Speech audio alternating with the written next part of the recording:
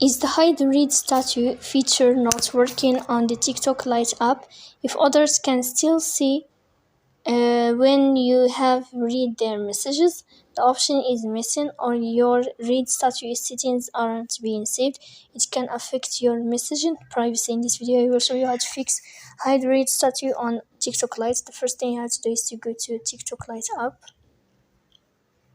In this page, we will go to this window here of profile. Then in this page, you will move to three dots. Here we go to settings and privacy.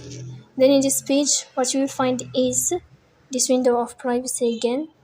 And here in this window, we will tap to direct messages. And you will find here read statue. You will tap here to fix this problem. So please don't forget to support us by like and subscribe. See you next time.